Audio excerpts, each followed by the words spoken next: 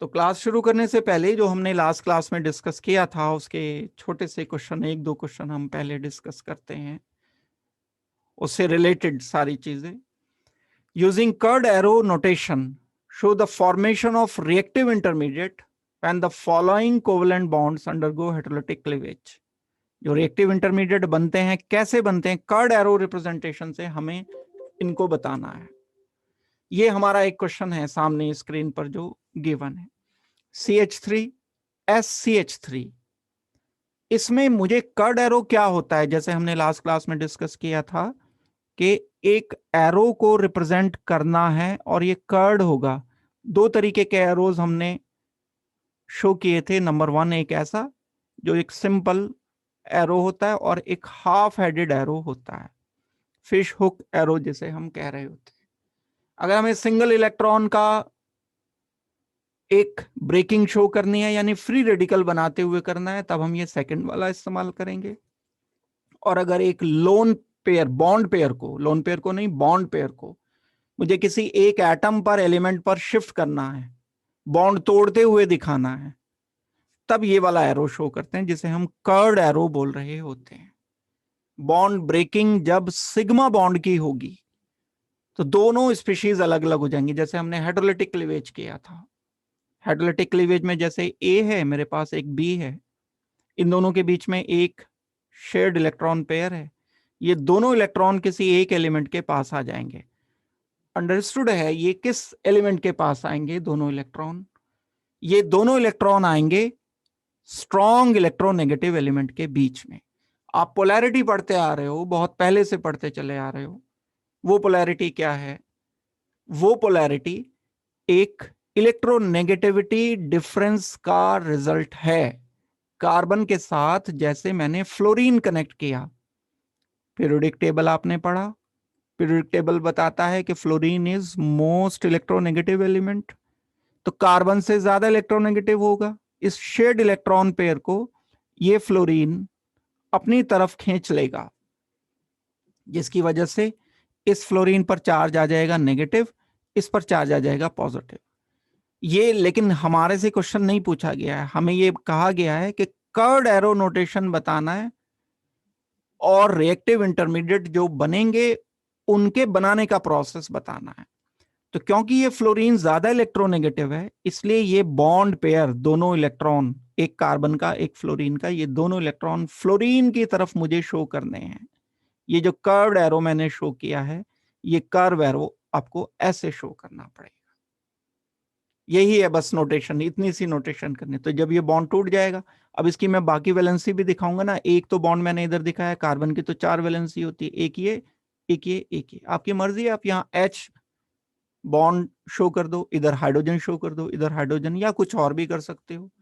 लेकिन चलो मैं CH3F लिख करके इसे प्रोसीड करता हूं आगे। तो कर्ड एरो मैंने ये रिप्रेजेंट किया, ये फ्लोरीन की तरफ इलेक्ट्रॉन पेयर, बॉन्ड पेयर आ गया, तो फ्लोरीन को मुझे क्या लिखना चाहिए? Negative plus CH3 positive. यहाँ 3H तो ये तो तोड़े नहीं, ये तो वैसे ही रहेंगे। और क्योंकि कार्बन का ये बॉन्डेड इलेक्ट्रॉन फ्लोरीन के पास चला गया, तो कार्बन पर चार्ज आ गया पॉजिटिव। फ्लोरीन पर एक एक्स्ट्रा इलेक्ट्रॉन आ गया, एक इलेक्ट्रॉन एक्स्ट्रा आया, दो नहीं, इन दोनों में से एक तो फ्लोरीन का अपना इलेक्ट्रॉन था, एक कार्बन का था, तो फ्लोरीन के पास एक एक्स्ट्रा है ना, तो एक नेगेटिव चार्ज आया। और हम इनको बोलेंगे कि ये रिएक्टिव इंटरमीडिएट्स हैं।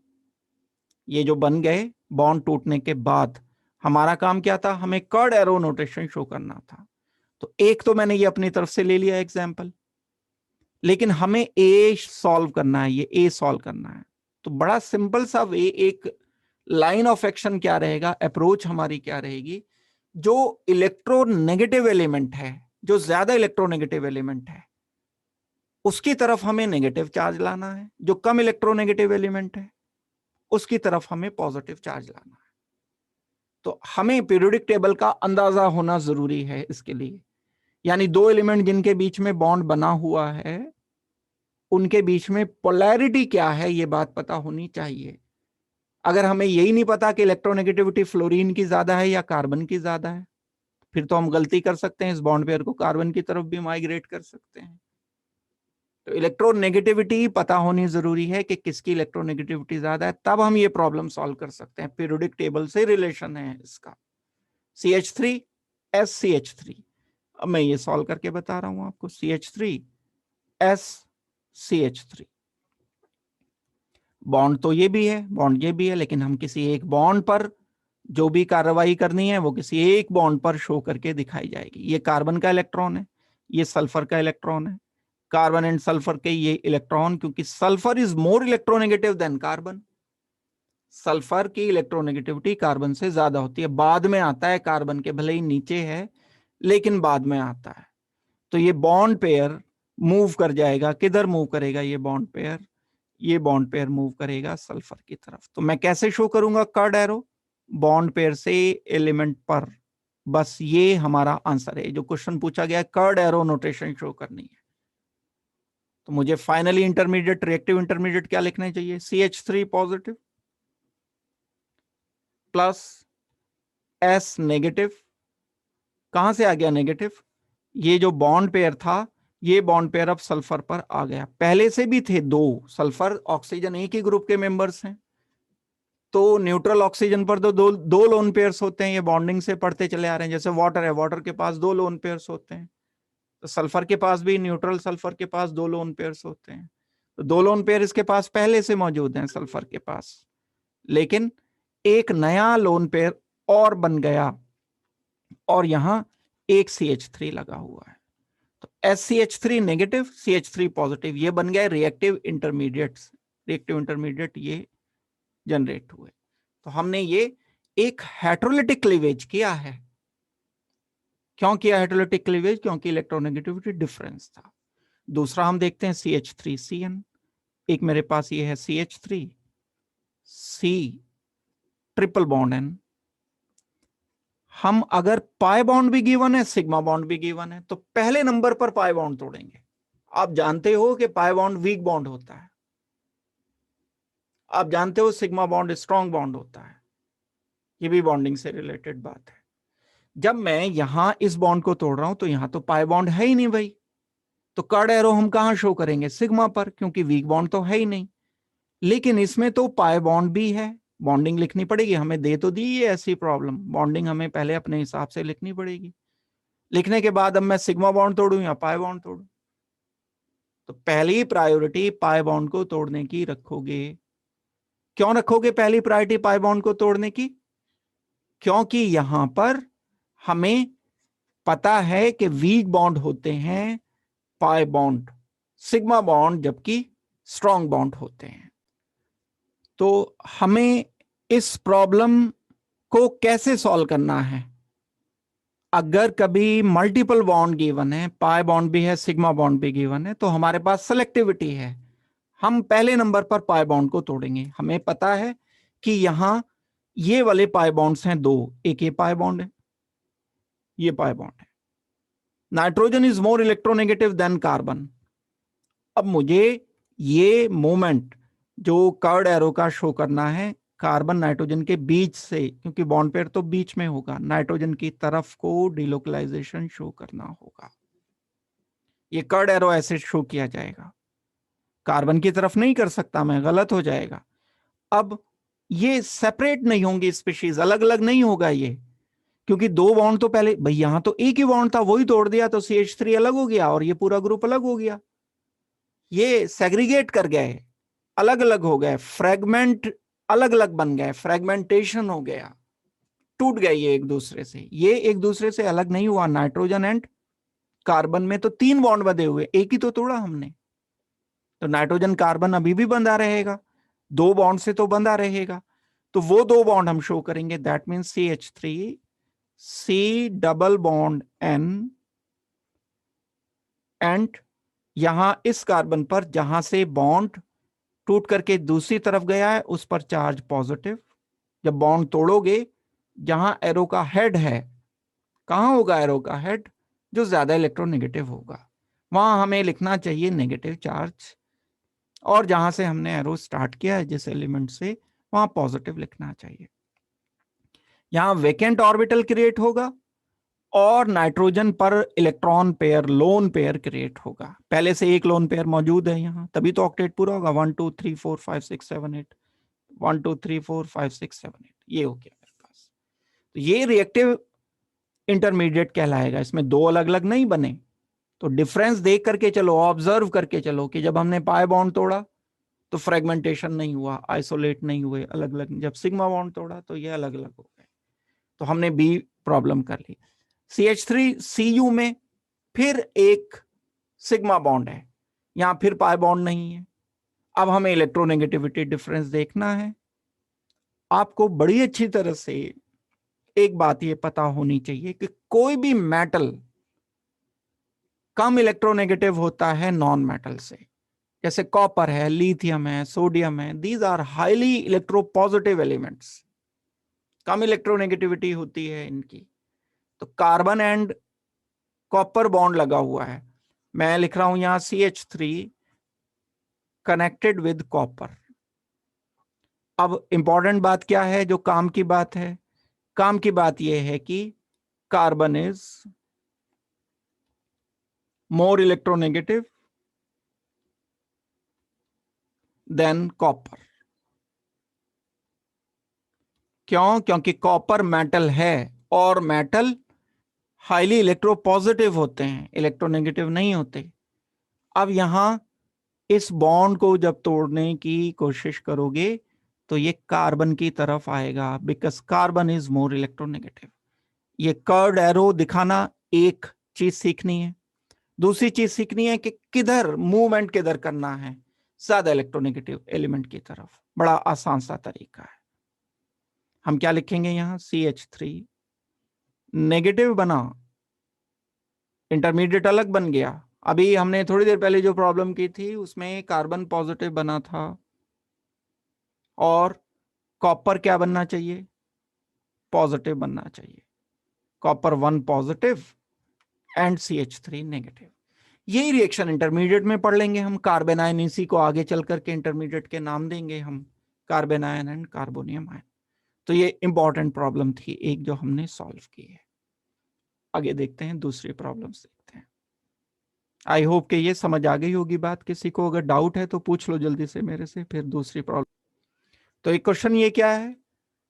Giving justification categorise the following. सिर्फ एक तो ये बताना है कि इलेक्ट्रोफाइल कौन सा है, न्यूक्लियोफाइल कौन सा है। दूसरे कारण भी बताना है, रीजन बताते हुए कि ये क्यों न्यूक्लियोफाइल है, क्यों इलेक्ट्रोफाइल है। बड़ा सिंपल सा एक अप्रोच क्या रखा था हमने, जिसके पास वैकेंट ऑर्बिटल है वो इलेक्ट्रोफाइल हो सकता है। अब कार्बन तो दिया ही नहीं यहां, तो हम मान के चलेंगे कि कार्बन नेगेटिव से लेगा ये इलेक्ट्रॉन पेयर। तो वैकेंट ऑर्बिटल देखो, जिसी के पास अगर वैकेंट ऑर्बिटल मिल जाए तो आप उसे इलेक्ट्रोफाइल बताओ। बिल्कुल। जिसके पास भी लोन पेयर मिलेगा या नेगेटिव चार्ज मिलेगा, नेगेटिव चार्ज होगा तो लोन पेयर जरूर होगा। लोन पेयर दिख जाए आपको या नेगेटिव चार्ज दिख जाए तो आप उसे न्यूक्लियोफाइल बताओ। वो ऐसे कार्बन पे जाके अप्रोच कर सकता है जहां पर चार्ज पॉजिटिव रहेगा कार्बन पर। तो मैं अगर इनको कैटेगराइज करने की कोशिश करता हूं तो बड़ा सिंपल सा हमारा एक आंसर रहेगा। ये एक मॉलिक्यूल SH नेगेटिव, एक C2H5O नेगेटिव। नेगेटिव होने का मतलब न्यूक्लियोफाइल है, SH नेगेटिव मतलब न्यूक्लियोफाइल है। यहां नाइट्रोजन के पास लोन पेयर है तो हम इसको न्यूक्लियोफाइल बोलेंगे। NH2 नेगेटिव है तो इसको मैं न्यूक्लियोफाइल बोलूंगा। तो बस ये चार जो आ गए ये न्यूक्लियोफाइल आ गए। एक SH negative, C2H5O negative, oxygen negative की वजह से इसके पास लोन पेयर है और ये डोनेट करेगा तो न्यूक्लियोफाइल होगा। नाइट्रोजन पर 3 CH3 ग्रुप लगे हुए हैं, नाइट्रोजन की वैलेंसी 3 होती है ना, तो 3 CH3 ग्रुप लगे हुए हैं और एक ये लोन पेयर है। इस लोन पेयर की वजह से ये न्यूक्लियोफाइल की तरह से एक्ट करेगा। कारण हम बता रहे हैं कि because it have lone pair so it may act as nucleophile. ये NH2 नेगेटिव, नेगेटिव है तो दो लोन पेयर्स हैं इसके पास। एक लोन पेयर तो सामने ही लिखा है और एक नेगेटिव चार्ज की वजह से लोन पेयर है। तो मैं बोलूंगा इसको कि ये सब न्यूक्लियोफाइल है। नंबर 1, ये वाला 2, ये वाला 3, ये वाला 4, 4 तो हो गए हमारे पास ये न्यूक्लियोफाइल। बात इलेक्ट्रोफाइल की भी थी, इलेक्ट्रोफाइल भी बताने थे। बोरोन ट्राइफ्लोराइड को कंसीडर करो आप। बोरोन ट्राइफ्लोराइड के पास एक वैकेंट ऑर्बिटल होगा, ऑक्टेट पूरा नहीं है इसका बोरोन का। बोरोन के आउटर शेल में 3 इलेक्ट्रॉन होते हैं, 3 फ्लोरीन के साथ सिग्मा बॉन्ड बना के एक खाली ऑर्बिटल है। हमने जब इलेक्ट्रोफाइल किए थे तब भी ये एग्जाम्पल किया था।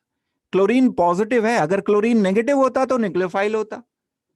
क्लोरीन एटम में आउटर शेल में 7 इलेक्ट्रॉन होते हैं एटम में, लेकिन जब मैं एक इलेक्ट्रॉन उससे हटा देता हूं तो खाली ऑर्बिटल बच जाता है, पॉजिटिव आ जाता है। So it is electrophile. Cl positive is electrophile.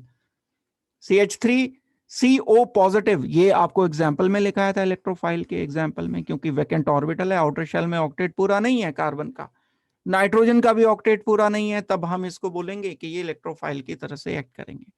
ये वाले 4, एक BF3, एक Cl पॉजिटिव, एक CH3CO पॉजिटिव, एक NO2 पॉजिटिव, ये 4 इलेक्ट्रोफाइल की तरह से एक्ट करेंगे।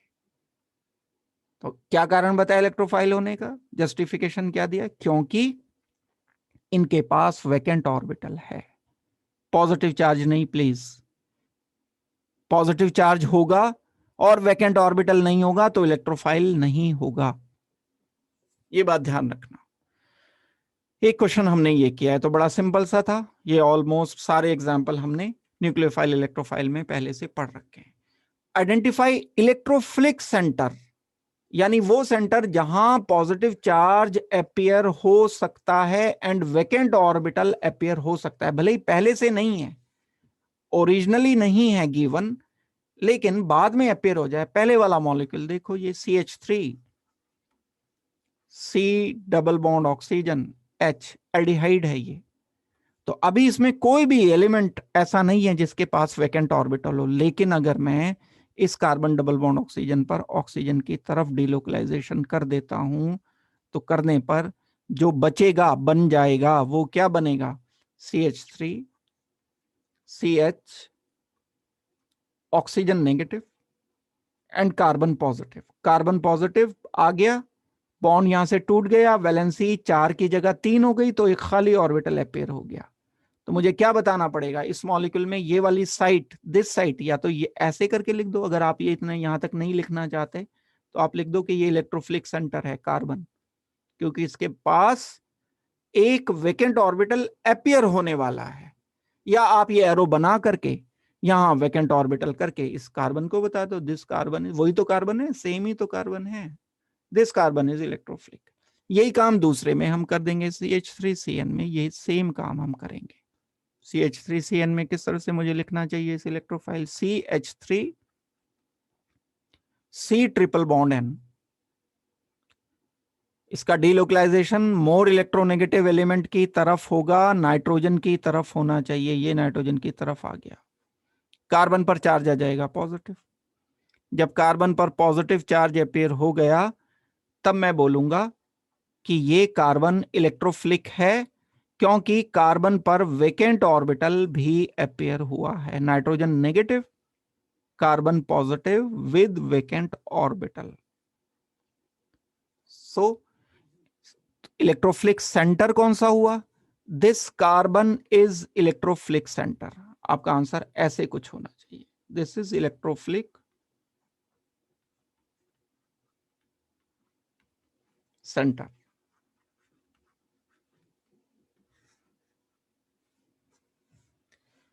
CH3I, जब CH3I कोई मॉलिक्यूल लेकर आप इसे आगे प्रोसीड करते हो, CH3 and iodine is more electronegative element than carbon, तो बॉन्ड, अब यहां पाई बॉन्ड तो है नहीं, यहां तो सिग्मा बॉन्ड है, सिग्मा बॉन्ड ही हम तोड़ देंगे। क्या नया एक अपेयर होगा? अपेयर होगा CH3, यहां पर आएगा चार्ज पॉजिटिव CH3 पर, और साथ में आयोडीन पर चार्ज आना चाहिए नेगेटिव। तो इलेक्ट्रोफिलिक सेंटर इसमें क्या जस्टिफाई करोगे, किसको करोगे? ये C positive CH3 positive is electrophilic centre, यहां पर ये CH3 positive is electrophilic centre, C positive is electrophilic centre. तो ये हम जब भी ऐसी प्रॉब्लम करेंगे तो कर्ड एरो से डिलोकलाइजेशन दिखाकर, जैसे मैंने कर्ड एरो दिखाने के बाद जस्टिफाई किया है, इस तरह से हमें आंसर करना पड़ेगा। तो ये बड़ी सिंपल सी बात थी, और क्वेश्चन करने सीखने हैं। क्वेश्चन करने तो बहुत हैं, लेकिन करने अगर आ जाएंगे फिर आप इन्हें आसानी से कर पाओगे। आगे बढ़ते हैं। अब जो है मैं इसी चैप्टर की बची हुई थ्योरी कर रहा हूं। जो कुछ सीखा अभी तक आपने वो भी सारा इसमें एडिशनली काम आएगा। आज हम जो ये शुरू कर रहे हैं वो इलेक्ट्रॉनिक इफेक्ट्स हैं। नाम से पता चल रहा है, देखो, इलेक्ट्रॉनिक यानी इलेक्ट्रॉन, उनके इफेक्ट हमें कहीं और नहीं चेक करना, सिर्फ ऑर्गेनिक मॉलिक्यूल में चेक करना है। ऐसा नहीं है कि कैल्शियम कार्बोनेट ले आओ या कोई ऐसा मॉलिक्यूल ले आओ इनऑर्गेनिक, हालांकि उसमें भी अप्लाई होंगे, लेकिन इनकी जो एप्लीकेशंस हैं सारी की सारी वो ऑर्गेनिक केमिस्ट्री में हैं, तो ऑर्गेनिक मॉलिक्यूल में। हालांकि ये अगर सारे इफेक्ट हम अप्लाई करना चाहें तो इनऑर्गेनिक कंपाउंड में भी कर सकते हैं। दूसरी बात, इनऑर्गेनिक कंपाउंड में तो आयोनिक बॉन्ड बनते हैं। आयोनिक बॉन्ड से बहुत ज्यादा रिलेशन इलेक्ट्रॉनिक इफेक्ट का नहीं होता है, कोवलेंट बॉन्ड से होता है। तो इलेक्ट्रॉनिक इफेक्ट का मतलब क्या है, ये वर्ड बार बार आएगा। क्या समझना है इलेक्ट्रॉनिक इफेक्ट? इलेक्ट्रॉन की वजह से किसी मॉलिक्यूल में कोई इफेक्ट आया तो वो इलेक्ट्रॉनिक इफेक्ट है। अब ये इलेक्ट्रॉन हैं कहां किसी मॉलिक्यूल में? हमें इलेक्ट्रॉन पेयर से मतलब है। हमें किस बात से मतलब है? ये जो इलेक्ट्रॉन है किस फॉर्म में पाए जाते हैं किसी मॉलिक्यूल में, सारे इलेक्ट्रॉन से मतलब नहीं है मुझे। जैसे वाटर मॉलिक्यूल है H2O, तो मुझे ऑक्सीजन के जो इनर शेल के इलेक्ट्रॉन है उनसे कुछ लेना देना नहीं है। वो थोड़ी बॉन्डिंग में पार्ट लेते हैं या वो थोड़ी कोई केमिकल रिएक्शन करते हैं। वैलेंस शेल के इलेक्ट्रॉन से हम कंसर्न हैं। फोकस हम करेंगे सिर्फ वैलेंस शेल के इलेक्ट्रॉन्स को, बाकी किसी को नहीं करेंगे। और जो इलेक्ट्रॉनिक इफेक्ट है वो रिलेटेड है इलेक्ट्रॉन पेयर के साथ, यानी इलेक्ट्रॉन्स के साथ। इलेक्ट्रॉन पेयर की अगर मैं बात करता हूं तो इलेक्ट्रॉन पेयर कई सारे टाइप के हो सकते हैं। एक हो सकता है बॉन्ड पेयर, और इलेक्ट्रॉन पेयर एक हो सकता है lone pair. That means electronic effect कहां कहां चेक किए जाएंगे? बॉन्ड पेयर में एंड लोन पेयर में। अब जब मैं बॉन्ड पेयर बोल रहा हूं तो बॉन्ड पेयर मतलब कोवेलेंट की बात हो रही है। इलेक्ट्रोवेलेंट में तो बॉन्ड पेयर नहीं होता, उसमें तो इलेक्ट्रॉन पूरी तरह से ट्रांसफर हो जाता है। यहां अगर मैं बॉन्ड पेयर की बात कर रहा हूं तो कोवेलेंट बॉन्ड की बात है। दैट मीन्स इलेक्ट्रॉनिक इफेक्ट आपको देखना है सिर्फ कोवेलेंट बॉन्ड में, कहीं और पर नहीं। और हाँ, इतना जरूर कह सकते हैं कि ये बॉन्ड पेयर दो टाइप के हो सकते हैं। एक सिग्मा बॉन्ड पेयर, हेडवाइज ओवरलैप से जो बने, और एक pi bond pair. Electronic effect sigma bond pair में भी, क्योंकि ये भी कोवेलेंट है, और पाई भी कोवेलेंट होता है, दोनों में होने पॉसिबल है। रही लोन पेयर की बात, तो ये तो एक ही तरीके का होगा। इस लोन पेयर की वजह से भी इलेक्ट्रॉनिक इफेक्ट आ सकता है किसी मॉलिक्यूल में। बार बार मैं रिपीट कर रहा हूं, बड़ा इंपॉर्टेंट ये टॉपिक है। भले ही क्वेश्चन इससे डायरेक्ट कभी ना दिखे आपको, आपसे कोई नहीं पूछेगा व्हाट इज इलेक्ट्रॉनिक इफेक्ट, ये क्वेश्चन कोई नहीं पूछेगा, लेकिन ये बात समझ आना बहुत इंपॉर्टेंट है सब्जेक्ट को समझने के लिए। अगर आप सब्जेक्ट समझना चाहते हो तो ये बात आपको समझ आनी जरूरी है। तो electron pair, bond pair, lone pair, bond pair sigma and pi. That means तीन चीजों में हमें देखने हैं electronic effect. Pi bond pair में, सिग्मा बॉन्ड पेयर में, लोन पेयर में। लोन पेयर बहुत सारे एग्जांपल्स आप जानते हो, पहले से पढ़ चुके हो। जैसे वाटर मॉलिक्यूल में दो लोन पेयर्स हैं।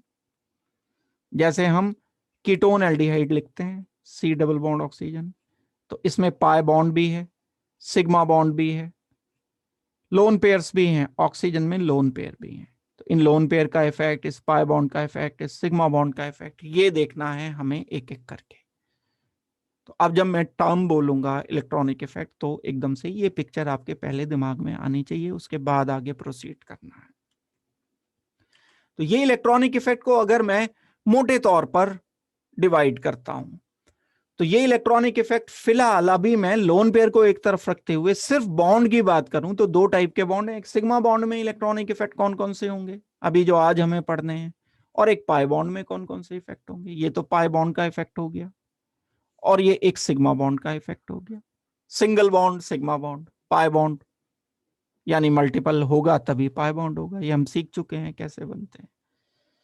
तो जो effect, electronic effect sigma bond में होता है उसको हम नाम देते हैं इंडक्टिव इफेक्ट। बड़ा इंपॉर्टेंट इफेक्ट है, इसकी डेफिनेशन अभी हम पढ़ने वाले हैं थोड़ी देर के बाद। जब भी कभी आपसे इंडक्टिव इफेक्ट कोई बोलेगा तो एकदम सिग्मा बॉन्ड हाईलाइट हो जाना चाहिए दिमाग में।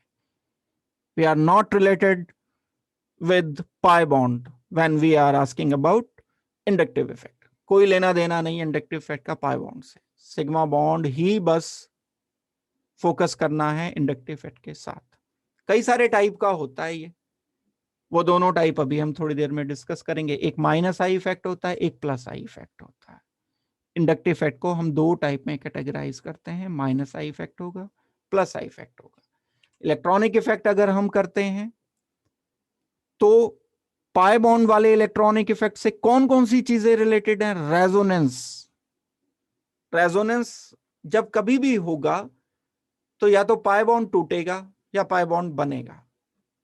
ये एक मैंने सारी चीजों को समराइज करने की कोशिश की है ताकि एक ग्लिम्स में आ जाए सारा कुछ। बस इसको एक एक करके इलेबोरेट करते रहेंगे हम, इस चार्ट को, इस फ्लो चार्ट को इलेबोरेट करते रहेंगे। आई इफेक्ट पढ़ेंगे हम, माइनस आई इफेक्ट पढ़ेंगे, प्लस आई इफेक्ट पढ़ेंगे, फिर रेजोनेंस पढ़ेंगे, फिर और चीजें पढ़ेंगे। तो रेजोनेंस फर्दर कई सारे टाइप का होता है, plus R plus resonance effect, positive resonance होता है, एक नेगेटिव रेजोनेंस होता है, माइनस आर होता है। कार्बन पर कौन कौन से चार्जेस आते हैं वो हमें देखने होंगे। तो अभी तो मैं सिर्फ एक चार्ट बता रहा हूं। एक इलेक्ट्रोमैरिक इफेक्ट भी होता है जो कि सिर्फ पाई बॉन्ड के कारण होता है, वो भी सिग्मा बॉन्ड का उससे कोई रिलेशन नहीं है। पाई बॉन्ड की वजह से इलेक्ट्रोमैरिक इफेक्ट होता है, इसको हम डिस्कस करेंगे। ये बस एक ही टाइप का है, इसमें कोई कैटेगराइजेशन नहीं है। एक लोन पेयर बीच में इन्वॉल्व जरूर होता है। हमने इलेक्ट्रॉनिक इफेक्ट किए थे, तीन चीजों में होते हैं इलेक्ट्रॉनिक इफेक्ट। इलेक्ट्रॉनिक इफेक्ट होगा सिग्मा बॉन्ड में, पाई बॉन्ड में और एक लोन पेयर में। रेजोनेंस जब हम करेंगे लोन पेयर ये साथ बीच में आ जाएगा अलग से, यानी सिर्फ अकेला लोन पेयर कुछ नहीं कर सकता। अकेला सिग्मा बॉन्ड कर सकता है इफेक्ट, अकेला पाई बॉन्ड इफेक्ट शो कर सकता है, सिर्फ अकेला लोन पेयर कोई इफेक्ट नहीं शो कर पाएगा।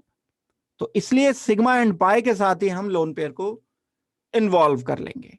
तो अब हम एक एक करके इनकी डिटेल पर आते हैं। जब इनकी डिटेल हम करते हैं तो सबसे पहले इलेक्ट्रॉनिक मूवमेंट।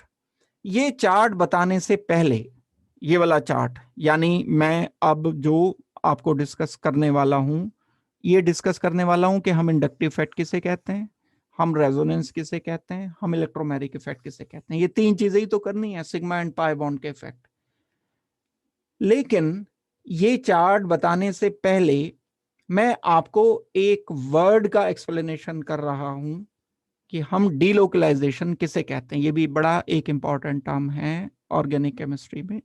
वो डीलोकलाइजेशन वर्ड किसे कहा जाता है ये एक्सप्लेन करने के बाद, उसके टाइप्स बताने के बाद मैं इंडक्टिव इफेक्ट पर आ जाऊंगा, रेजोनेंस पर आ जाऊंगा, इलेक्ट्रोमैग्नेटिक इफेक्ट पर आ जाऊंगा। फिर समझ आएगा ये रेजोनेंस एंड इलेक्ट्रोमैग्नेटिक इफेक्ट, उससे पहले ये समझ नहीं आएगा। इंडक्टिव तो आ जाएगा बिना डीलोकलाइजेशन के, लेकिन रेजोनेंस एंड इलेक्ट्रोमैग्नेटिक आप प्रॉपरली तब समझ पाओगे जब डीलोकलाइजेशन कर पाओगे।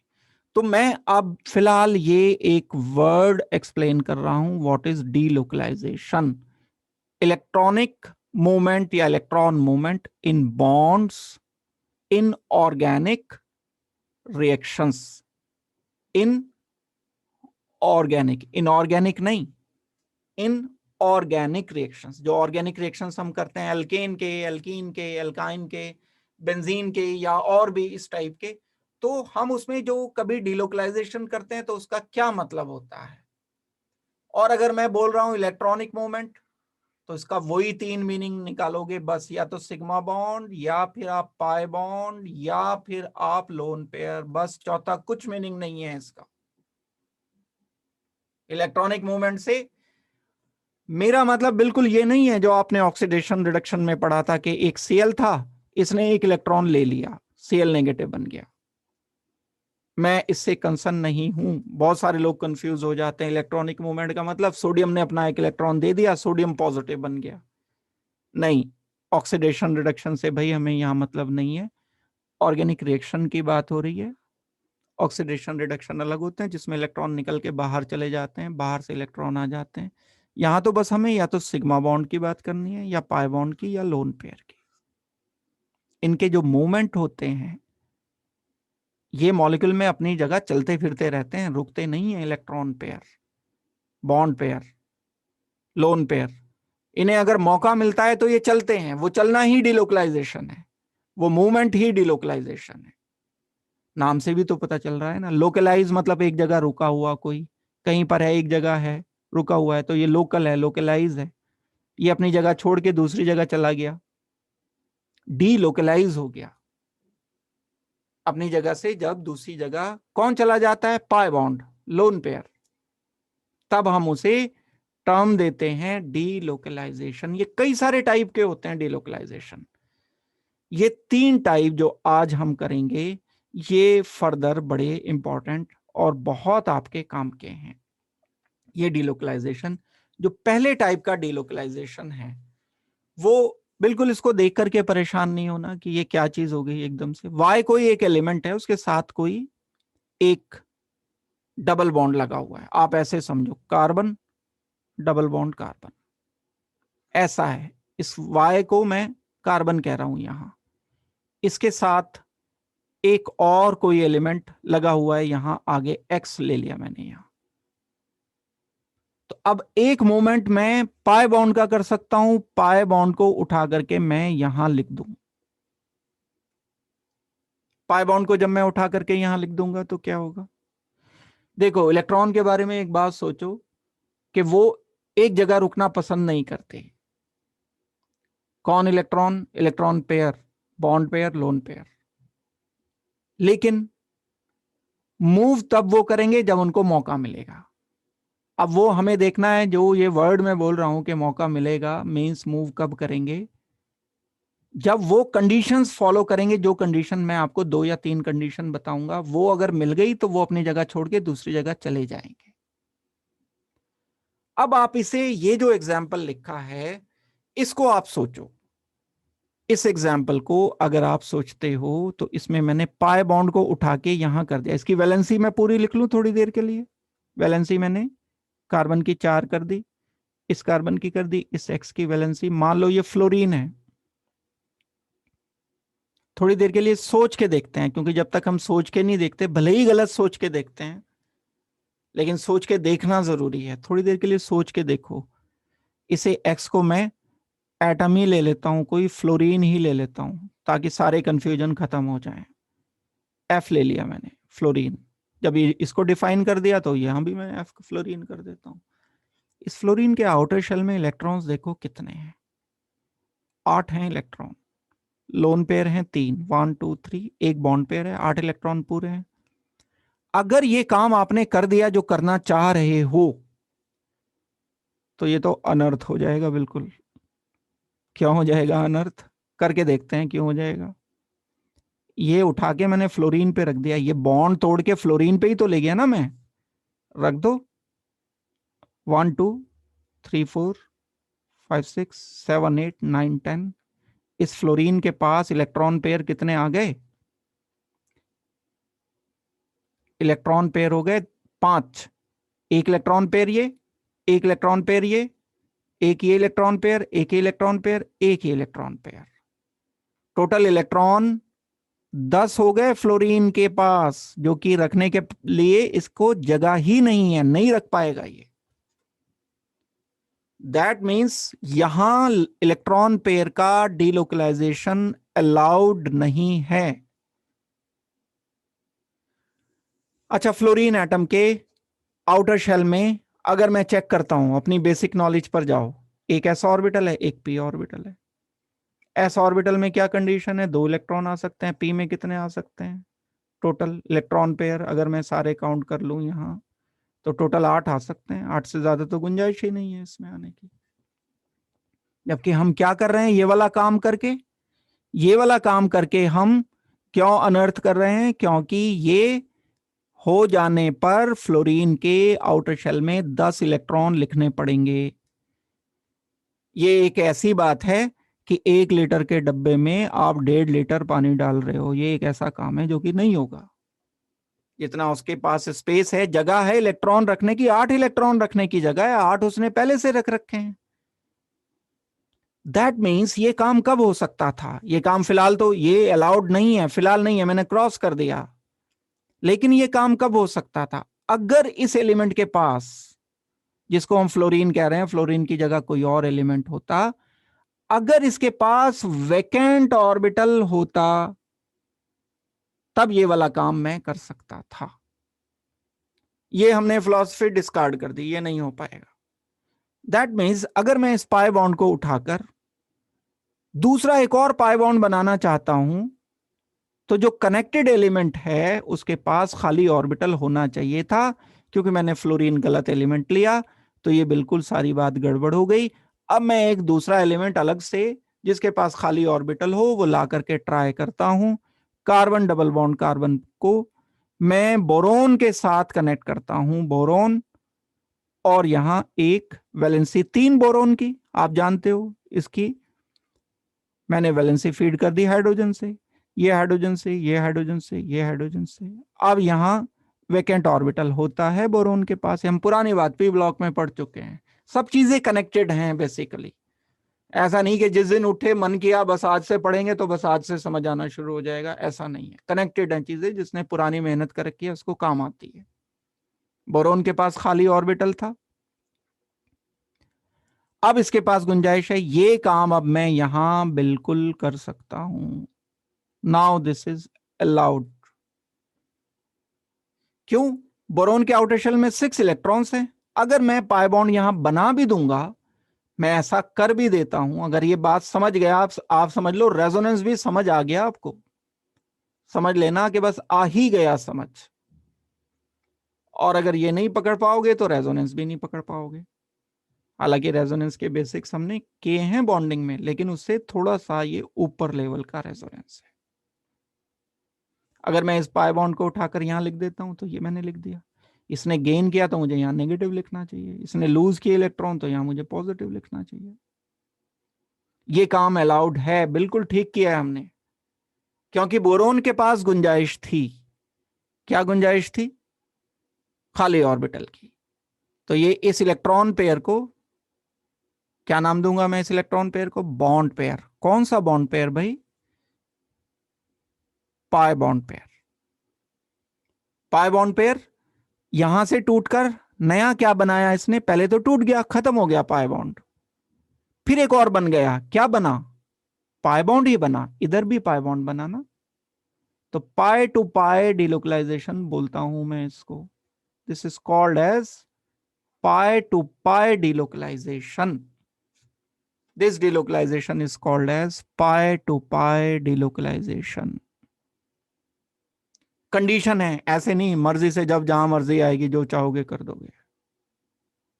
लिमिटेशन के साथ है हमारी आजादी दुनिया में, जो चाहे जो भी नहीं कर सकते हम। एक पांव उठा सकते हैं जमीन से, दोनों नहीं उठा सकते। आप कहोगे कि जी ऊपर कोई पोल पकड़ के लटक जाएंगे, वैसे नहीं बोल रहा हूं मैं। कंडीशनल है सारी की सारी बात। कंडीशन है pi to pi delocalisation is possible, definitely possible, when pi bonded carbon is directly connected with the element having at least 1 vacant orbital. ये हमारा रूल उसूल निकल करके आया, जिससे हम ये डिलोकलाइजेशन कर सकते हैं। तो ये यहां थोड़ा सा एक बड़े रफ से तरीके से, ये जो मैंने उठाया ये एनसीईआरटी से उठाया, क्योंकि वहां भी पढ़ के कंफ्यूज होते हो आप, ये देख के कंफ्यूज हो जाते हो। लेकिन ये समझना इस एग्जाम्पल से, ये थोड़ा सा टिपिकल है, इसको डायरेक्ट समझना, पता ही नहीं लगता है वाई क्या है, ये डैश सा लगा दिया ये क्या है। मैंने एलिमेंट लिख दिया, आपको बता दिया। यहाँ वहां उसमें ये भी नहीं लिखा हुआ है कि यहाँ वैकेंट ऑर्बिटल होना चाहिए कि नहीं होना चाहिए, बस एरो लिख दिया, हो गया, 2-3 चीजें कर दी। टाइम लगता है इसको सीखना है अगर, तो टाइम लगेगा, रटने में तो कुछ पता लगेगा नहीं। और तो हम क्या एक कंडीशन लिखेंगे, एक कंडीशन जो रिक्वायर्ड कंडीशन है वो क्या आएगी वो मैं आपको बता रहा हूं।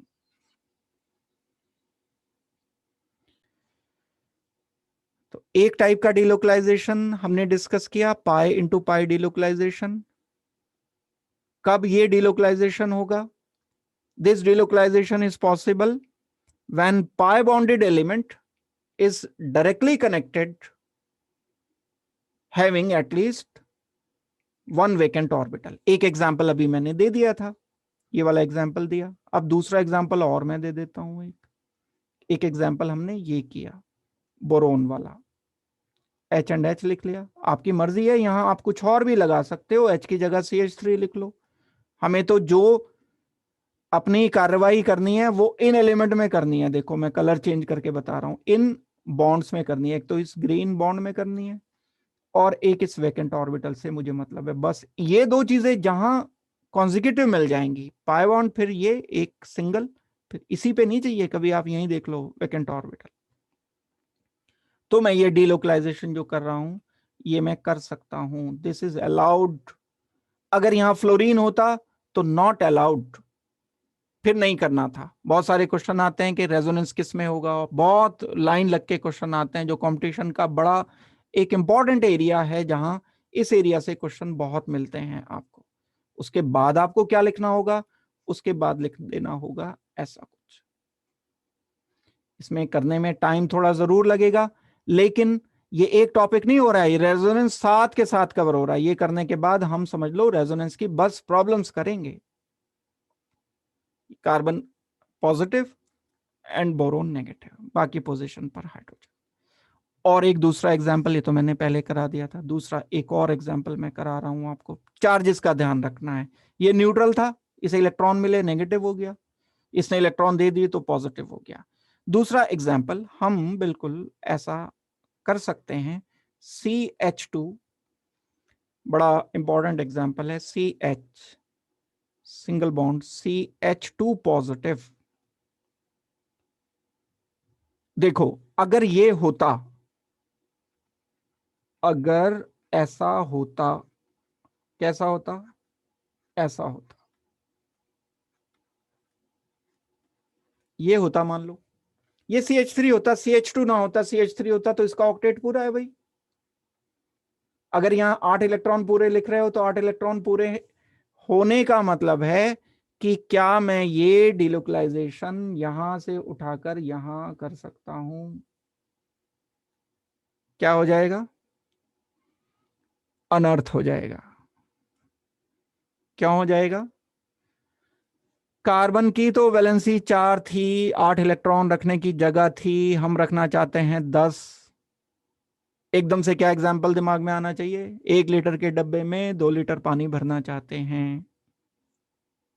दैट मीन्स ये काम करना ब्लंडर है, नहीं करोगे। यहां हो सकता है, बिल्कुल होगा, क्यों नहीं। हमने एक H हटा दिया, कम कर दिया, वैकेंट ऑर्बिटल है, खाली ऑर्बिटल है। अब 1 लीटर के डब्बे में आधा लीटर पानी है, जगह खाली है, वो जगह ये पाई बॉन्ड पूरी करेगा। ये कौन सा डिलोकलाइजेशन हुआ? पाई इंटू पाई डिलोकलाइजेशन होने के बाद नई एक जो स्ट्रक्चर, नया जो बनेगा, नया जो एक ओरिजिनेशन आएगा स्ट्रक्चर का, वो CH2 पॉजिटिव। यहां से तो बॉन्ड टूट गया, ये भी बात सीखनी है। जहां से बॉन्ड तोड़ दिया यहां पॉजिटिव, जहां पर बन गया वहां नेगेटिव। लेकिन जब नेगेटिव आया तो पॉजिटिव था इस पर पहले, नेगेटिव पॉजिटिव हो गए न्यूट्रल। हम लिखेंगे बिल्कुल ठीक है, नेगेटिव लिखेंगे, लेकिन पॉजिटिव भी है पहले से है, पॉजिटिव नेगेटिव न्यूट्रल हो जाएंगे। यहां देखो, यहां न्यूट्रल था, नेगेटिव आ गया तो नेगेटिव आ गया बस, लेकिन यहां पहले से पॉजिटिव था तो पॉजिटिव नेगेटिव न्यूट्रल। इस पे कोई फर्क नहीं पड़ने वाला है, क्योंकि यहां से बॉन्ड एक टूटा एक बन गया। इस पे तो बस इधर से उधर हुआ, इसका तो कुछ भी नहीं बिगड़ा। इसकी वैलेंसी कम हुई है, 4 से 3 रह गई वैलेंसी, इस कार्बन की वैलेंसी 3 रह गई, इसकी वैलेंसी पूरी हो गई। ये डिलोकलाइजेशन का टाइप ध्यान रखो, नंबर 1 टाइप। नंबर 2 कब होगा, कब होगा ये कंडीशन लिख करके मैंने सामने आपके बता दी। अब इसे जितनी बार भी आप लिख करके प्रैक्टिस करोगे, 4 बार 3 बार, रूल, पहली बात रूल पक्का याद हो। याद नहीं होगा तो दिमाग में टाइम पर आएगा ही नहीं। अगर आपके याद नहीं होगा रूल तो दिमाग में ये टाइम पर नहीं आएगा। एक बात मैंने बता दी, 2 एग्जाम्पल इसके करा दिए, ज्यादा मैं नहीं कराना चाहता एग्जाम्पल। मैं चाहता हूं यही 2 रेफरेंस एग्जाम्पल करो, एक भी कर लोगे तो भी ये वाला एग्जाम्पल ज्यादा इंपॉर्टेंट है, दूसरा वाला, ये एग्जाम्पल भी याद कर लोगे।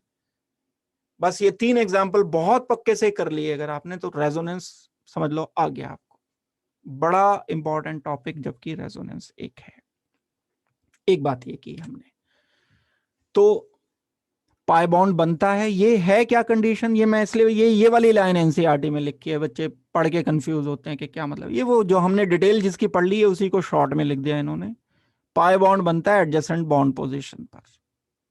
भाई पाई बॉन्ड ही तो बनाया हमने एडजेसेंट पोजीशन पर, सी पॉजिटिव, ये पाई बॉन्ड टूट के यहाँ पाई बॉन्ड बन गया, एडजेसेंट पोजीशन पर पाई बॉन्ड बनाया, बस उतनी सी बात है। तो एग्जाम्पल दिमाग में ये वाला ना रख करके आप ये वाले एग्जाम्पल दिमाग में रखो जो मैंने आपको बताया, आसान रहेगा। एक टाइप मैंने डिस्कस कर दिया, दूसरे टाइप आसान है, कुछ भी मुश्किल नहीं है। क्या हुआ delocalisation number 1, pi into pi delocalisation कब होगा हमें क्या पता, बिल्कुल पता है हमें, जब कोई पाई बॉन्डेड एलिमेंट डायरेक्टली अटैच्ड किसी एक ऐसे एलिमेंट से हो जिसके पास एटलीस्ट एक वैकेंट ऑर्बिटल है, तब ये वाला काम हम करके ही हटेंगे, उससे पहले नहीं हटेंगे। और इसके कॉन्सिक्वेंसेस क्या निकलेंगे ये पूरे जीओसी में हमें पढ़ने हैं। अभी तो हमें करना क्या है वो हम सीख रहे हैं, हम तो सिर्फ इलेक्ट्रॉनिक मूवमेंट अभी सीख रहे हैं कि कौन कौन से किए जा सकते।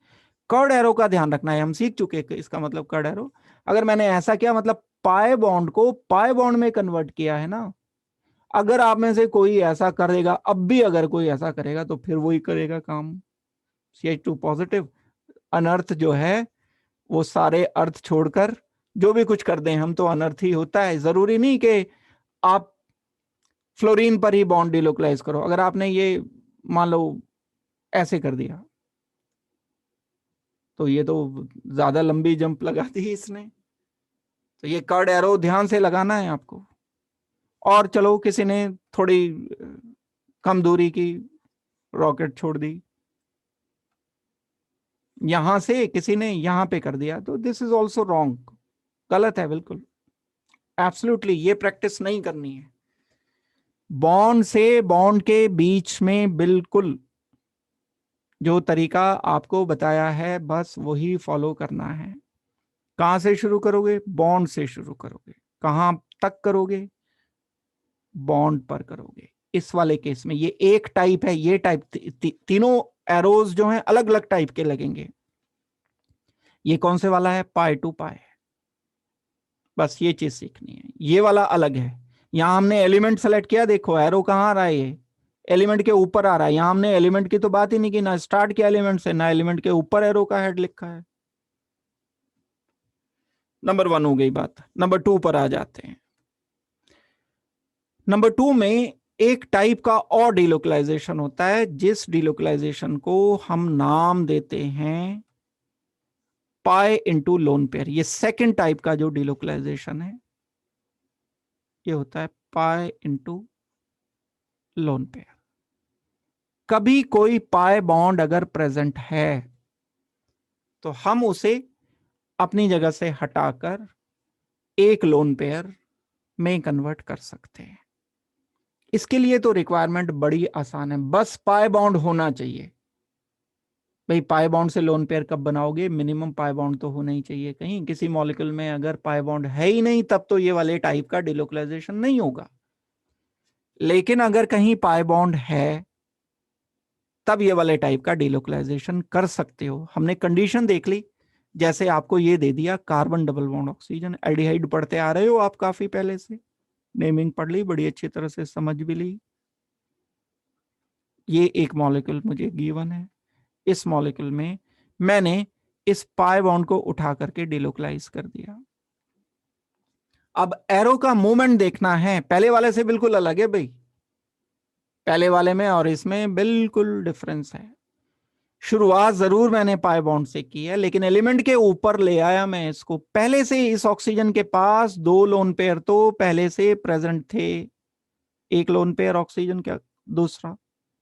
अब मैंने क्या किया, इस पाई बॉन्ड को उठाकर कहां कन्वर्ट कर दिया, पाई बॉन्ड को उठाकर लोन पेयर में कन्वर्ट कर दिया, एलिमेंट के ऊपर, इस ऑक्सीजन पर इसके पास 2 लोन पेयर पहले से प्रेजेंट थे, ये पाई बॉन्ड टूटकर बॉन्ड है ना, देखो ये बॉन्ड मतलब 2 इलेक्ट्रॉन है, एक इलेक्ट्रॉन इस कार्बन का है, एक इलेक्ट्रॉन इस ऑक्सीजन का है, ये दोनों इलेक्ट्रॉन उठकर कहाँ आ गए, घूमने का मौका मिला तो जरूर घूमेंगे, ये ऑक्सीजन पर आ गए, ऑक्सीजन ज्यादा इलेक्ट्रोनेगेटिव था, खींच लिया उसने इसको, पाई बॉन्ड टूट गया। तो ये ऐसा कुछ नया अपेयर हुआ, लेकिन चार्जेस का हमें लिखना और समझना जरूरी है। चार्ज यहां पर आएगा नेगेटिव, ऐसा नहीं कि 2 इलेक्ट्रॉन है तो 2 नेगेटिव होगा। इसका एक तो ऑक्सीजन का अपना था ना इलेक्ट्रॉन, एक एक्स्ट्रा आया तो एक नेगेटिव एक पॉजिटिव। ये वाले टाइप का डिलोकलाइजेशन कहलाता है पाई इंटू लोन पेयर। कब होगा? जब पाई बॉन्ड होगा। जहां भी पाई बॉन्ड हो वहां पर आप ये डिलोकलाइजेशन कर सकते हो। करना ज्यादा इलेक्ट्रोनेगेटिव एलिमेंट की तरफ है, और अगर दोनों बराबर इलेक्ट्रोनेगेटिव है फिर आपकी मर्जी है, आप किधर भी कर सकते हो। ऐसा भी हो सकता है ना, ऐसा जरूरी थोड़ी है कि पाई बॉन्ड हमेशा ही कार्बन ऑक्सीजन के बीच में बने। पाई बॉन्ड तो कार्बन कार्बन के बीच में भी तो बन सकता है, ऐसा लिख सकते हैं हम। यहां मैं H नहीं लिख रहा हूं, अंडरस्टूड है कि H होंगे या कोई और ग्रुप होगा। कर्ड एरो देखो ध्यान से लगाना है। अब दोनों कार्बन की इलेक्ट्रोनेगेटिविटी सेम है, इस कार्बन की इसकी, तो मैं क्या बोलूंगा अब? कर्ड एरो आप इधर भी लिख सकते हो, कर्ड एरो आप इधर भी लिख सकते हो, लेकिन यहां तो सिर्फ ऑक्सीजन की तरफ लिखना है, because oxygen is more electronegative. तो फर्क है, दोनों में अंतर है, इसमें और इसमें। इसमें सिर्फ यही डिलोकलाइजेशन हो सकता है, इसमें डिलोकलाइजेशन कार्बन दोनों में से किधर भी, क्योंकि दोनों की इलेक्ट्रोनेगेटिविटी सेम है।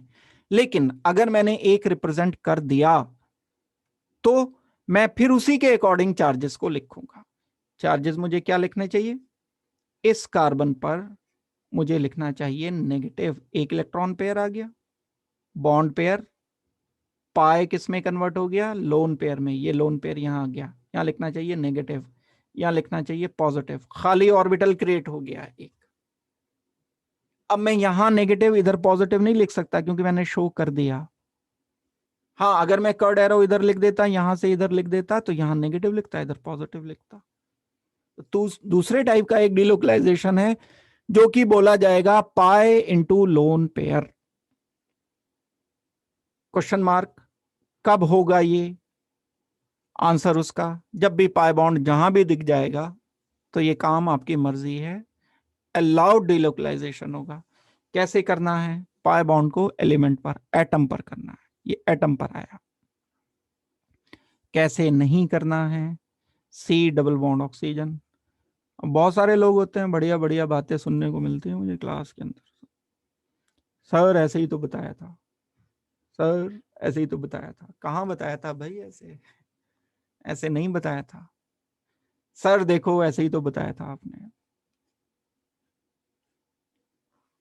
ऐसे ही तो बताया था सर आपने, ऐसे नहीं बताया था मैंने ना, बिल्कुल नहीं,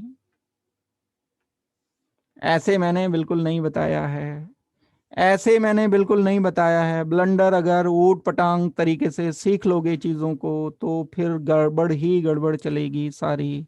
बुनियाद की ईंट टेढ़ी रखी जाती है तो सारी दीवार टेढ़ी बनती है, ये फाउंडेशन है आपकी, फाउंडेशन में गड़बड़ कर दी आपने सारा।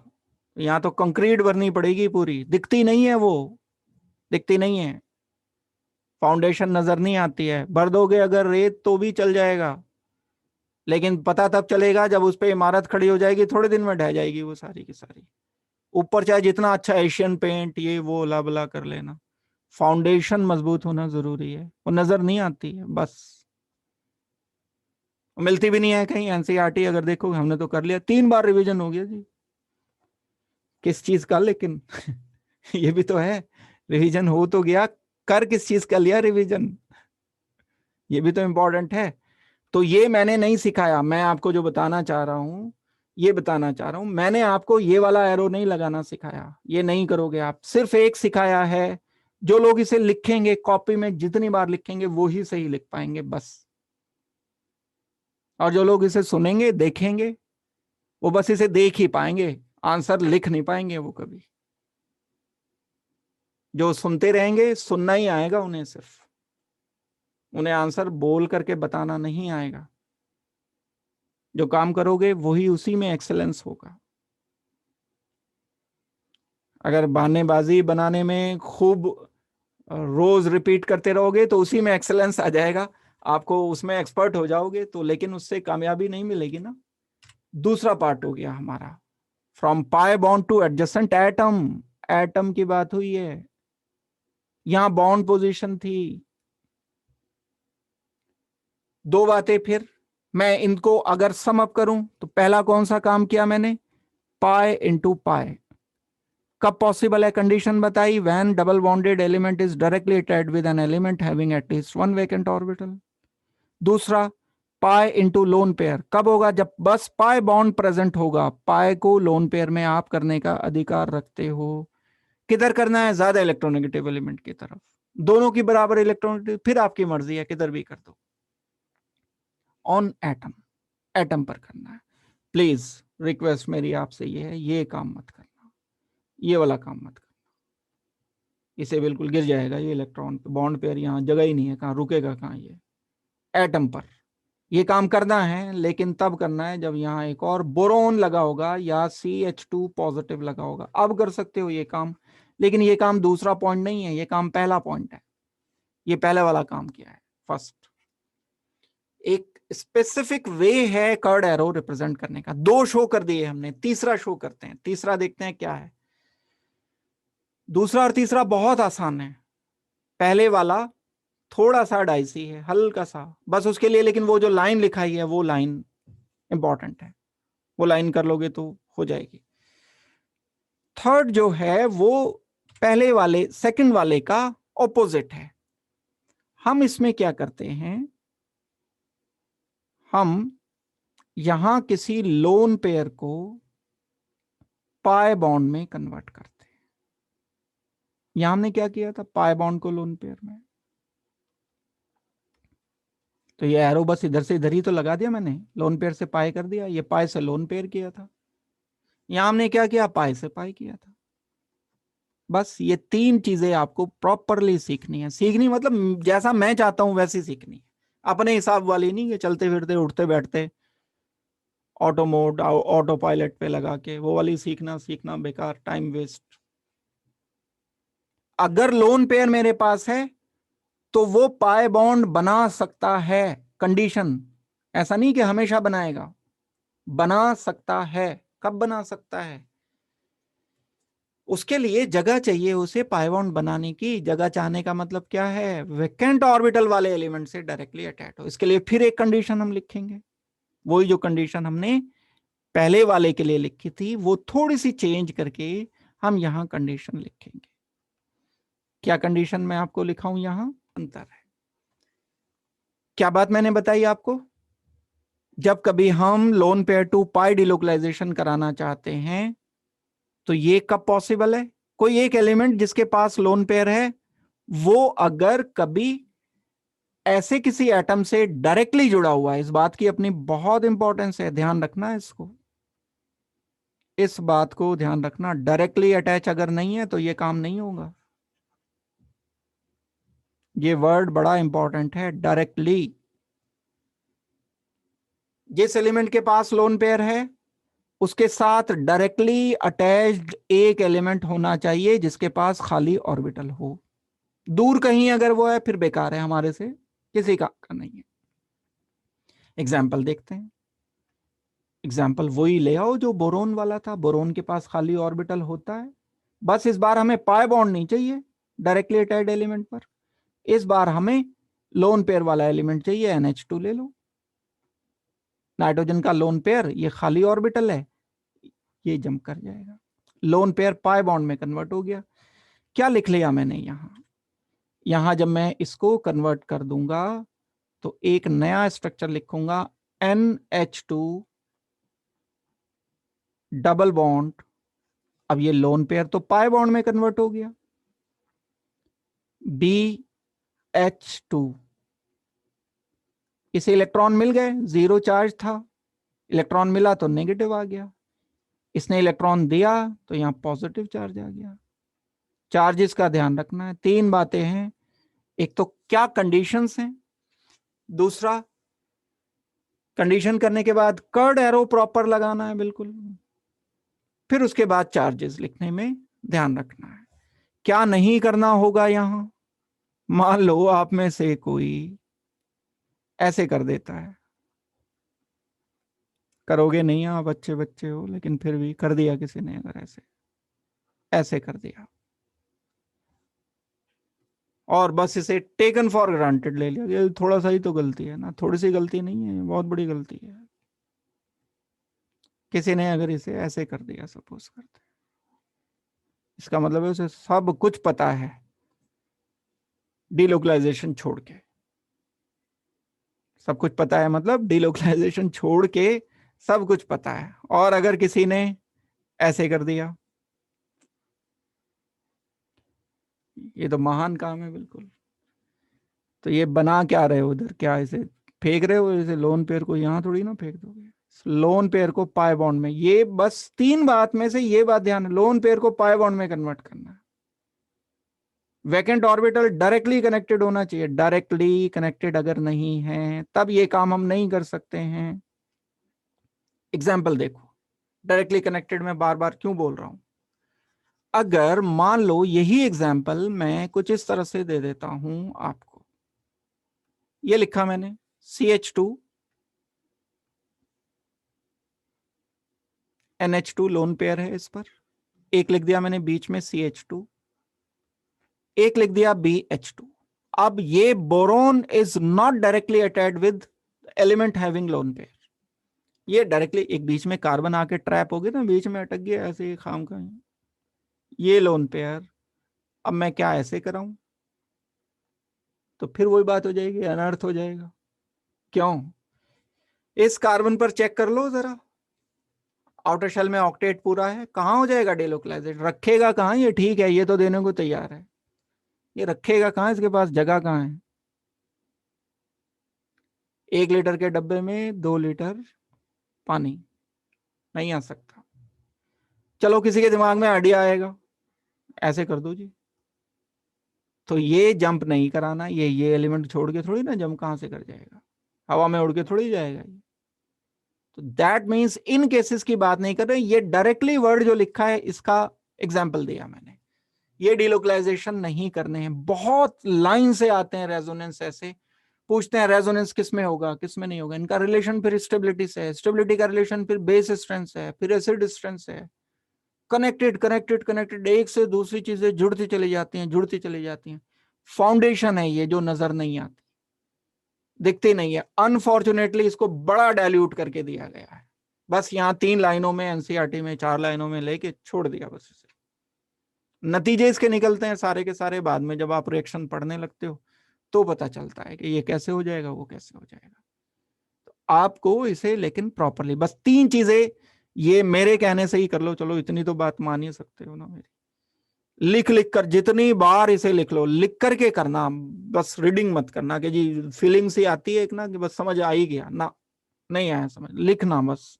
लिख करके जितनी बार करोगे। तो मैं अब अभी ये आने से पहले, मेन जो काम पर आने से पहले, वापस आने से पहले, मैं 1-2 क्वेश्चन आपको दे रहा हूं करने के लिए, उसको मुझे करके बताओ पहले। आपको डीलोकलाइजेशन दिखाने तीनों टाइप के एग्जाम्पल, अभी मैं मिक्स नहीं करूंगा।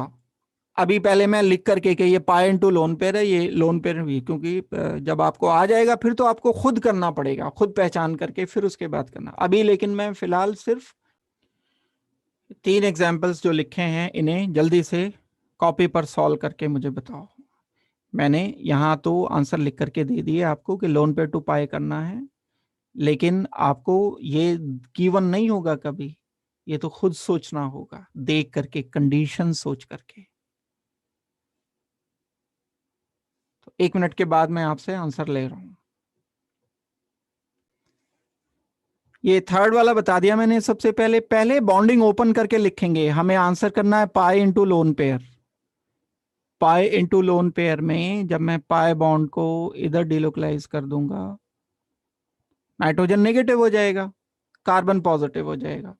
क्या लिखा जाएगा, CH3C, एक बॉन्ड तो टूट गया, double bond N, negative, positive, ये आ गया हमारा आंसर। लोन पेयर शो करना चाहते हो तो एक पहले से है, एक बाद में। अब ये पाई बॉन्ड लोन पेयर में कन्वर्ट हुआ है तो लोन पेयर 2 हो गया अब इस नाइट्रोजन नेगेटिव पर। बस ये हमारा आंसर है फाइनल। थर्ड जिन लोगों ने नहीं किया है, फर्स्ट देखो, लोन पेयर को पाई बॉन्ड में कन्वर्ट करना है। लोन पेयर कहां है? ऑक्सीजन पर होगा ना। ये लोन पेयर क्यों कन्वर्ट किया जा सकता है? क्योंकि इसके पास वैकेंट ऑर्बिटल है। बहुत वर्कआउट करना पड़ेगा इसमें। क्लास के बाद पहले रूल पढ़ो, रूल पढ़ के फिर दोबारा से जो एग्जाम्पल मैंने कराए उन्हें दोबारा से करो, दोबारा देखो, फिर उसके बाद करो। फिर हम क्या करेंगे? फिर हाइड्रोजन, ऑक्सीजन, CH2, यहां बन गया एक नया पाई बॉन्ड। ये पाई बॉन्ड बना दिया आपने। यहां नेगेटिव आना चाहिए था क्योंकि बॉन्ड बना है, लेकिन पहले से पॉजिटिव था तो पॉजिटिव नेगेटिव न्यूट्रल हो गए। इसने इलेक्ट्रॉन पेयर दिया है तो यहां पॉजिटिव आना चाहिए था, ये तो न्यूट्रल था तो पॉजिटिव आ जाएगा। एक लोन पेयर बचेगा सिर्फ। अब 2 थे ना लोन पेयर। ऑब्जेक्टिव क्वेश्चन में ये भी पूछ लेते हैं कि जो डिलोकलाइजेशन के बाद स्ट्रक्चर बनेगा उसमें लोन पेयर कितने हो गए, उसमें चार्जेस किस एलिमेंट पर कौन से आए। तो ऑब्जेक्टिव तो फिर कैसे भी किस तरह से बन सकता है ना। एक ही बात हो गई। पाई इंटू पाई डिलोकलाइजेशन कैसे होगा? अगर मैं ये क्वेश्चन को सॉल्व करता हूं पाई इंटू पाई, तो क्या रिक्वायरमेंट चाहिए हमें? जब पाई बॉन्डेड मॉलिक्यूल होते हैं उनमें पाई बॉन्डेड एलिमेंट को डायरेक्टली कनेक्टेड होना चाहिए एक ऐसे एलिमेंट से जिसके पास वैकेंट ऑर्बिटल है। तो ये जंप करा दोगे आप डिलोकलाइजेशन। क्या लिखेंगे हम? CH2 डबल बॉन्ड की जगह सिंगल रह गया क्योंकि ये बॉन्ड तो टूट गया। यहां आ गया पॉजिटिव चार्ज CH, यहां डबल बॉन्ड लिखना चाहिए आपको CH3 पूरा लिख दो आप। यहां पॉजिटिव कार्बन के साथ नेगेटिव, नेगेटिव पॉजिटिव न्यूट्रल हो गए, ये पॉजिटिव बचा रह गया। अब ये स्ट्रक्चर्स जिन लोगों को पक्के हैं वही ये पकड़ पाएंगे। ये जो मैंने क्वेश्चन दिए हैं इसमें सिर्फ आपको पाई इंटू लोन पेयर करना है, कुछ और नहीं करना है। चारों एग्जाम्पल जल्दी से सॉल्व करके मुझे आंसर्स भेजो। फर्स्ट देखो, फर्स्ट बता रहा हूं मैं। इसमें हम जो कार्बन डबल बॉन्ड ऑक्सीजन है, पाई इंटू लोन पेयर करना है ना, बस पाई बॉन्ड की प्रेजेंस चाहिए मुझे। तो जो पाई बॉन्ड है उसको इलेक्ट्रोनेगेटिव एलिमेंट ऑक्सीजन की तरफ को मूव करना है बस। बाकी चाहे साइक्लिक है ओपन चेन है उससे क्यों परेशान होने की जरूरत है। जैसा जहां जो कुछ है वैसा लिखे रहने दो। क्या लिखना चाहिए हमें? ये तो एज इट इज रहा, एज इट इज रहा। ये भी इस पे तो कुछ किया नहीं। यहां ये पाई बॉन्ड टूटकर लोन पेयर में कन्वर्ट हो गया। यहां नेगेटिव चार्ज मुझे ऑक्सीजन पर लिख देना है। इस कार्बन पर जिस पर ऑक्सीजन लगा हुआ है उस कार्बन पर पॉजिटिव लिखना होगा। ये आ गया मेरा आंसर। डिलोकलाइजेशन करने के बाद यहां पॉजिटिव, इधर नेगेटिव। नेक्स्ट देखो, सेकंड में हमने इस कार्बन डबल बॉन्ड नाइट्रोजन को पाई बॉन्ड को लोन पेयर में कन्वर्ट करना है। ये पाई बॉन्ड है, इलेक्ट्रोनेगेटिव एलिमेंट इज नाइट्रोजन, एक लोन पेयर पहले से होता है, ये डिलोकलाइज कर दिया। क्या लिखूं मैं? यहां जो नया स्ट्रक्चर बन जाएगा वो बनेगा HCH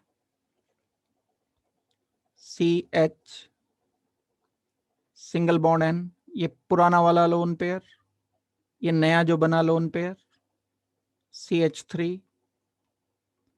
यहां न्यूट्रल था तो नेगेटिव चार्ज, यहां न्यूट्रल था तो पॉजिटिव चार्ज।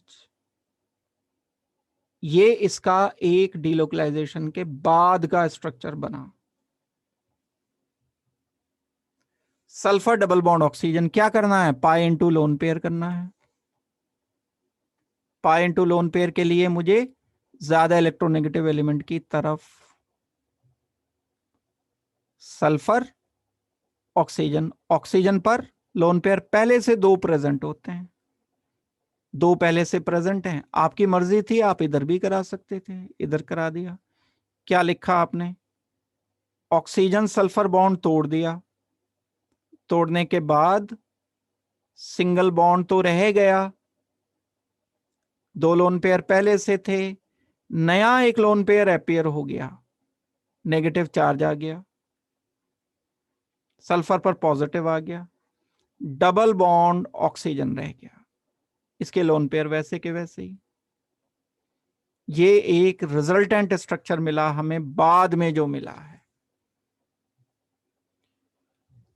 फोर्थ पर आते हैं, carbon double bond oxygen, pi bond है, क्या करना है, पाई बॉन्ड को लोन पेयर में, पाई इंटू लोन पेयर किधर, इलेक्ट्रोनेगेटिव एलिमेंट की तरफ।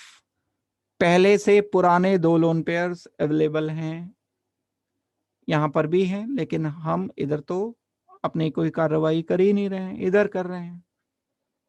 बॉन्ड टूट जाएगा, ऑक्सीजन पर पुराने लोन पेयर्स पहले से हैं ये 2, एक नया बन गया, ये वाला जो बना, ये बॉन्ड पेयर लोन पेयर में जो कन्वर्ट हुआ नया, अब ये बन गया, यहां पॉजिटिव चार्ज आ गया, खाली ऑर्बिटल क्रिएट हो गया, एक नेगेटिव चार्ज अपीयर हो गया, डबल बॉन्ड ऑक्सीजन आ गया। ये इसका एक रिजल्टेंट स्ट्रक्चर है। After pi into lone pair delocalisation हमें ये रिपोर्ट करना है आंसर। इस तरह से हम सॉल्व करेंगे इनको। अब इसमें किसी को कोई प्रॉब्लम है तो जल्दी से मुझे बता दो।